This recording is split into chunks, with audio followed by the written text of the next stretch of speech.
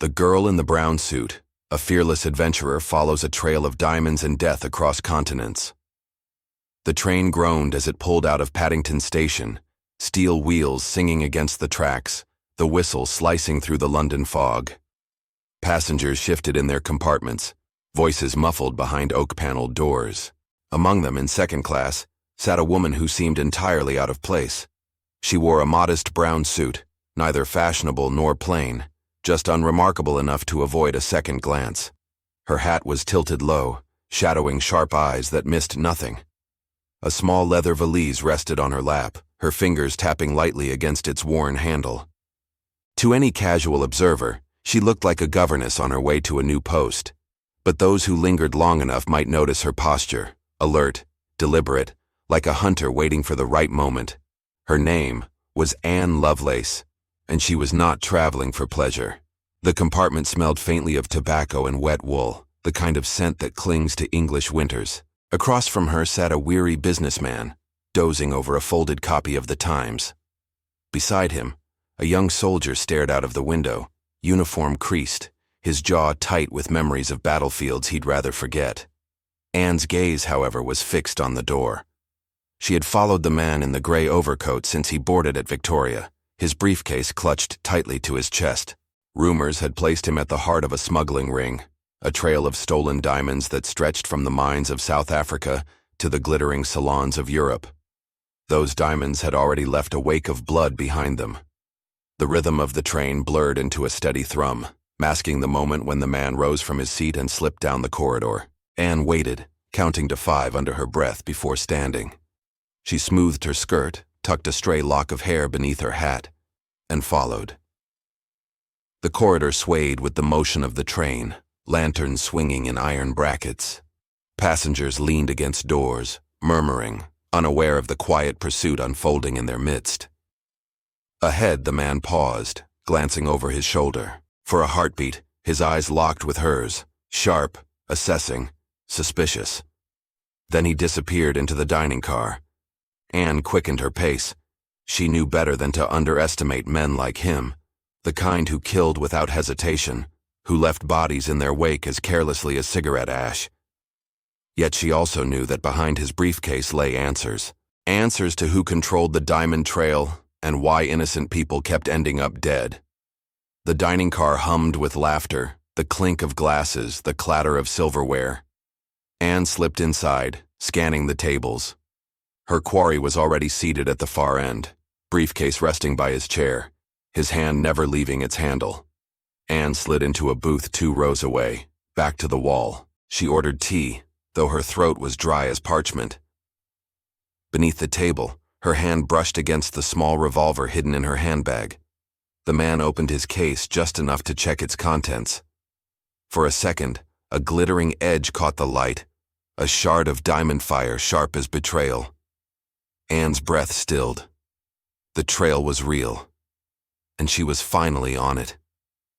What she didn't know, what she couldn't know, was that before the train reached its next station, blood would stain the floor of that dining car, and her hunt would begin with murder. The dining car jolted as the train curved sharply along the tracks, glasses rattling on polished tables. Conversation faltered for a moment, then resumed with forced cheer. But Anne's eyes never left the man in the gray overcoat. He ate nothing. His plate sat untouched, steam curling faintly above it. His fingers drummed against the briefcase, as if reminding himself it was still there. When the waiter approached, he dismissed him curtly, impatience thinly veiled beneath his calm exterior. Anne raised her teacup to her lips, pretending to sip. The liquid was bitter and lukewarm, but her mind was elsewhere, studying every gesture, every flicker of unease on the man's face. He knew he was being watched. She could feel it in the rigid line of his shoulders. The soldier from her compartment appeared at the car's entrance, scanning the room. His gaze swept across Anne, then lingered on the man in gray. Recognition flashed briefly, too briefly to be coincidence. Anne's pulse quickened. Were they connected? The train's whistle shrieked, long and mournful, drowning the clatter of cutlery. And in that instant, it happened. A crash of movement, a flash of steel, a cry cut short. Anne sprang to her feet. The man in gray slumped forward, knife buried deep between his ribs, his hand clawing at the briefcase even as life drained from his eyes. The diners erupted into chaos. Screams, chairs toppling, waiters rushing forward in panic. But Anne didn't scream. She moved. Her focus narrowed to the briefcase, to the man's last desperate grip. She lunged, wresting it from his failing grasp as he sagged against the tablecloth. Blood spread across white linen, seeping like a dark, spreading secret. A figure brushed past her in the confusion, slipping through the opposite door of the car. Anne glimpsed a gloved hand, a swift retreat, and then nothing. The killer was gone, swallowed by the crowd. The soldier rushed forward, face pale, hands trembling as he reached the dying man. "Who did this?" he demanded, though the answer was already lost in the man's fading breath. Anne clutched the briefcase to her chest, its weight far heavier than mere leather and steel. She felt the eyes of strangers on her, suspicion already whispering in their stares. To them, she was just a woman in a brown suit, too close to the crime, too calm in the storm. The guard pushed through the crowd, demanding order. "Stay where you are! No one leaves this car!" His whistle shrieked, sharp and accusing. Anne sank back into her seat, heart pounding. She had what she came for. But at what cost? The diamonds, or whatever truth lay within, were now her burden. Yet with the killer still aboard, she had also become the hunted. The train thundered on into the night, its iron heart oblivious to the fact that murder had just changed its course. And as Anne stared down at the blood-speckled briefcase in her lap, she knew one thing with chilling certainty. London had only been the beginning. The train slowed as dawn crept over the French countryside, painting the fields in a pale, uneasy light. Inside, the dining car still smelled of spilt wine and iron, blood that no one dared scrub away. Passengers huddled in hushed groups, whispering theories, pointing fingers. Anne sat alone, the brown suit neat, but her eyes shadowed by sleeplessness. The briefcase rested at her feet, locked, silent, and heavy with questions. Every time her gaze drifted toward it, she felt the phantom weight of the man's dying stare. The soldier approached her table cautiously. His name, she had learned, was Captain Roland Markham. A man used to giving orders, but now he seemed uncertain, thrown into a theater of intrigue where bullets were replaced by lies. "You should hand that over," he said quietly, eyes flicking to the briefcase. "For your own safety." Anne's lips curved in the faintest smile. "And trust it to the same officials who let a man be murdered on their watch? No, I think I'll keep it with me." Roland leaned closer, voice dropping. "Then you'd better know what you're carrying. That case, men will kill for it, and they won't stop just because you're clever." Before Anne could reply, the train lurched to a halt. The hiss of brakes filled the morning air, followed by the clang of doors and the heavy tread of boots. French police boarded, their dark uniforms a grim reminder that suspicion now hung over every passenger. They questioned each traveler in turn, pens scratching on notepads, eyes sharp with mistrust. When they reached Anne, she met their stare with calm defiance. "I was near the victim, yes," she admitted, "but I didn't hold the knife. Perhaps you should look for the one who ran." The inspector's brow furrowed. "And yet you carry his case?" "How convenient." Roland stepped in swiftly, his voice firm. "She saved it from being stolen. Without her, you'd have nothing to investigate." The inspector's gaze lingered on Anne, suspicion flickering, but he moved on. For now. Hours later, the train rolled into Paris. Crowds bustled on the platform, unaware that murder had ridden among them. Anne felt the city's pulse the moment she stepped onto the cobblestones, fast, relentless, and brimming with danger. She slipped through the throng, Roland close behind, and hailed a cab. Only once inside did she allow herself to breathe. The briefcase never left her lap. Their destination was a modest hotel near Montmartre, the kind where secrets blended with cigarette smoke and the clink of glasses. Inside their room, Anne set the case on the bed and studied its lock. Roland crossed his arms. "Do you even know what's inside?" "No," Anne said, Her fingers brushed the cold steel. "But I intend to find out." With a deft motion, she produced a slender pin from her hair. Roland raised an eyebrow but said nothing. The lock resisted, then yielded with a soft click. The lid creaked open. Inside lay a velvet pouch, its seams heavy with promise. Anne loosened the drawstring and tipped it gently. Diamonds spilled onto the blanket, glittering like frozen stars. Each stone caught the light, cold and merciless. Roland exhaled slowly. "Now you see why men are dying." Anne stared at the jewels, but her mind was already racing ahead. Diamonds could explain greed, but not the shadowy figure who had slipped away after the killing. This wasn't just theft. It was something larger, tangled in politics and betrayal. She gathered the stones back into the pouch and tied it shut. "If they want these," she murmured, "then I'll use them as bait." Roland frowned. "That's suicide." "It's strategy," she corrected, slipping the pouch into the case once more. "We follow the trail.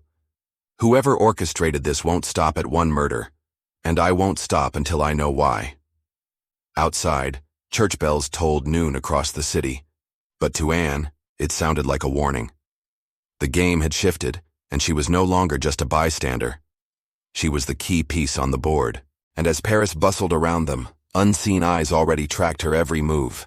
Paris had a way of swallowing secrets, hiding them in alleys thick with smoke and laughter. By the second night, Anne felt the city pressing in on her. The briefcase never left her side, though the weight of the diamonds was beginning to feel like an anchor dragging her into deep water. Roland insisted they keep to crowded places.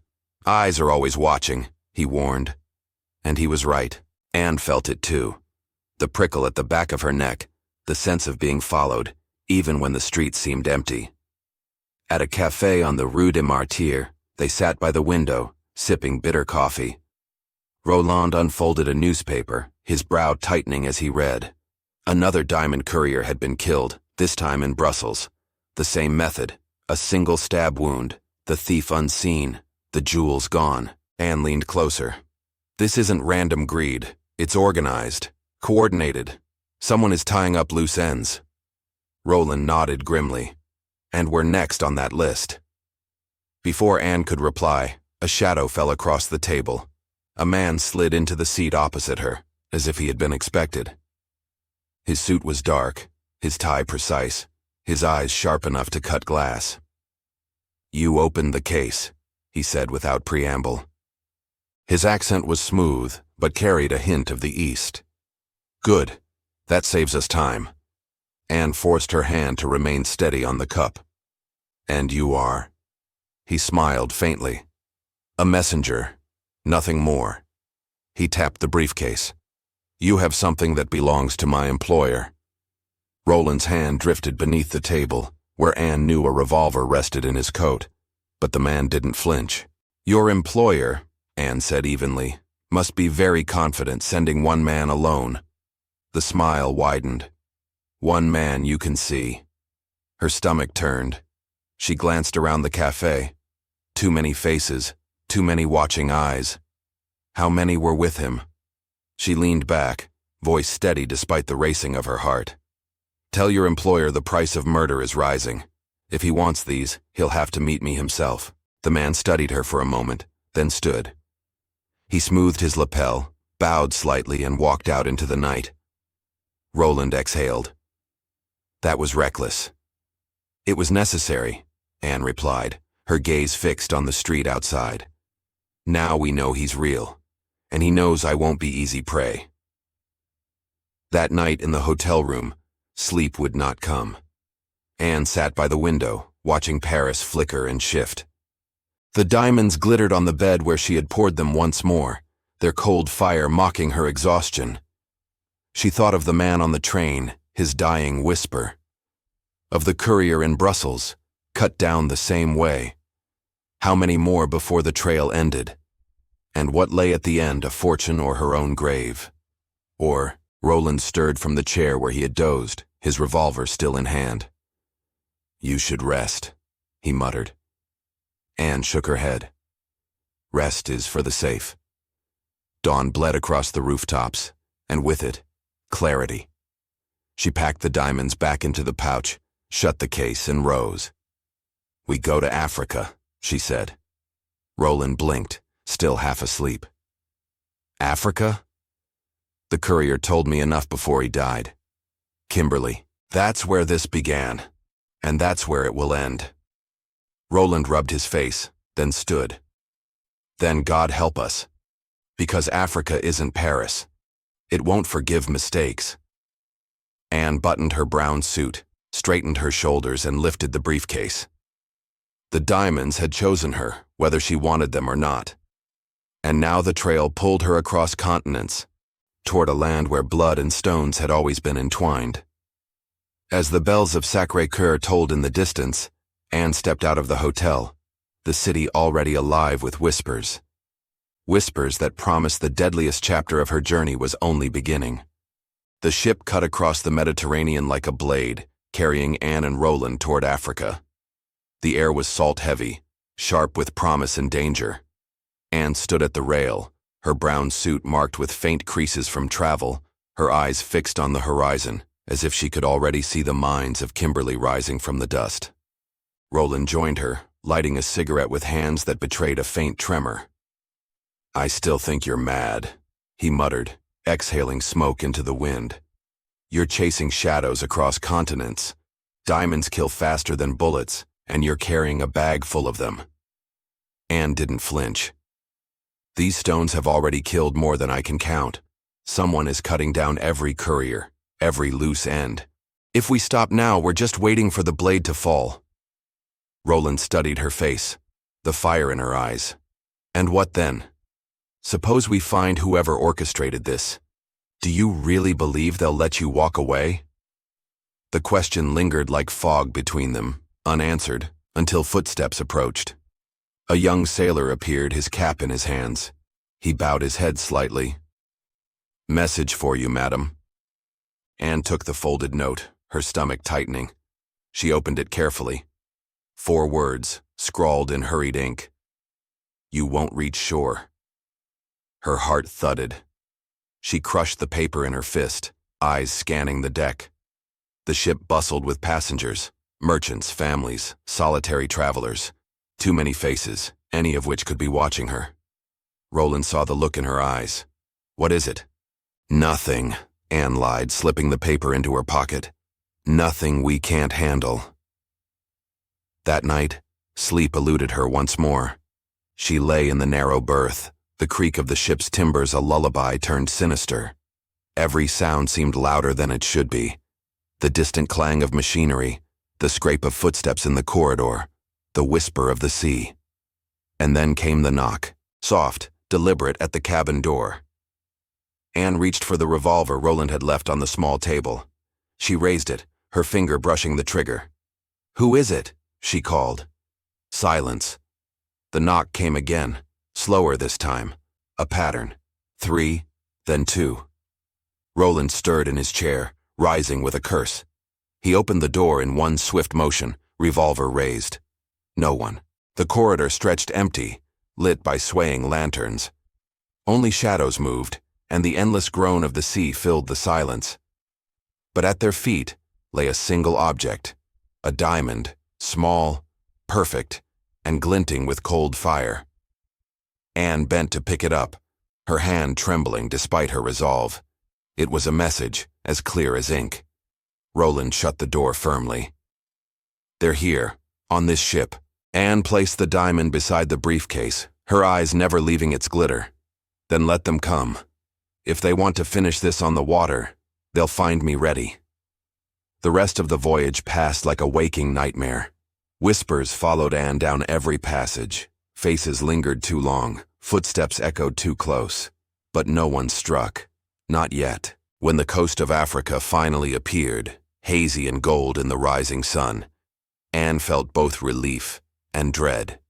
She had reached the continent where it all began, but so had her enemies. On the dock at Cape Town, as they disembarked, a tall man in a linen suit waited with a placard.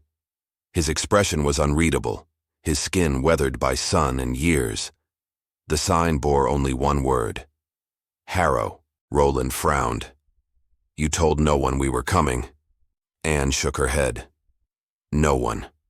The man tipped his hat politely. Miss Anne Harrow? I've been sent to fetch you.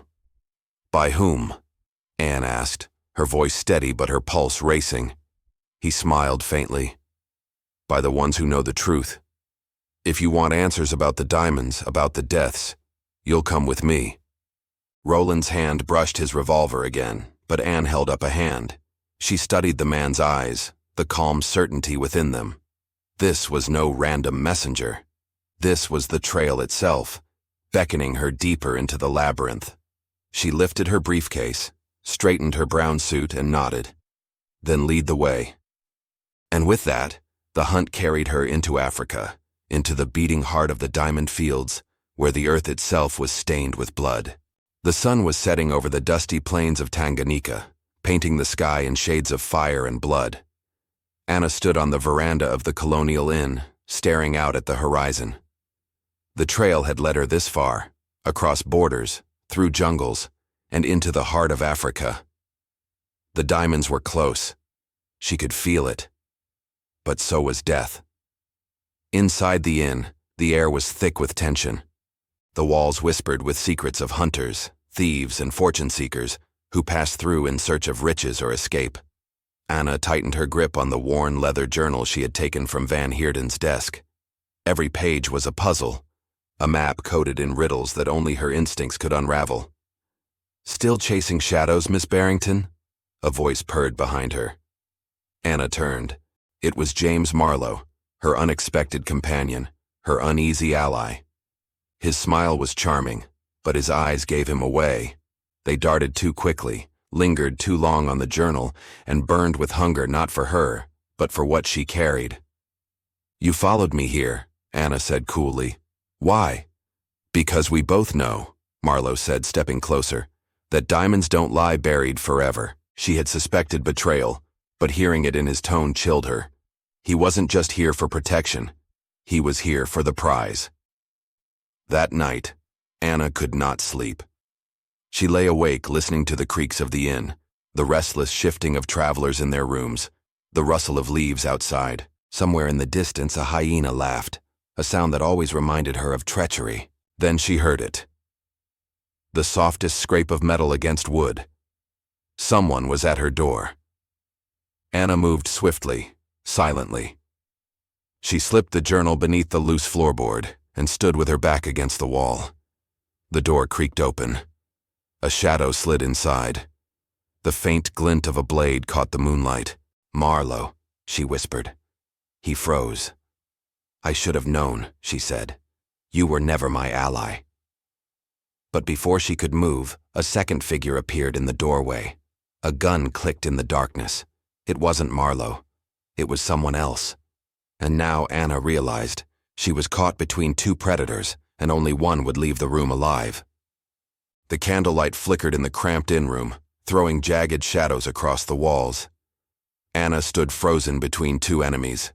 Marlowe, his knife glinting, and the newcomer, a tall man with a revolver trained steadily on her chest. Step aside, Barrington, the man growled. His accent was Afrikaans.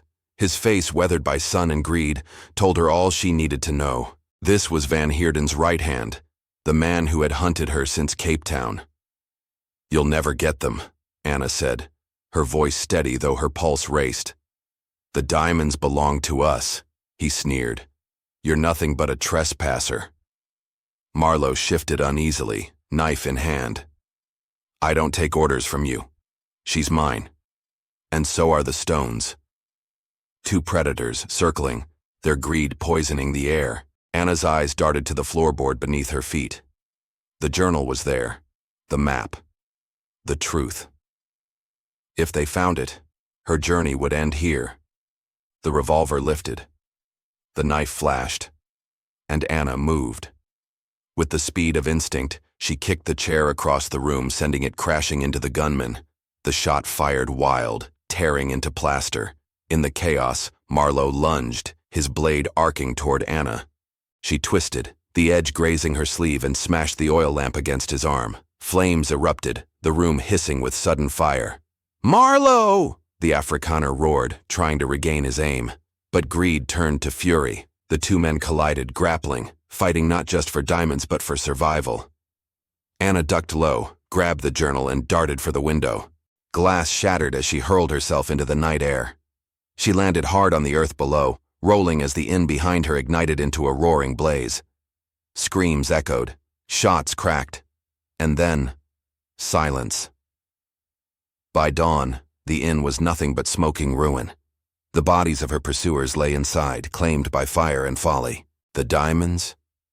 Perhaps lost forever, perhaps still hidden, waiting for another soul foolish enough to seek them. But Anna Barrington walked away with more than treasure.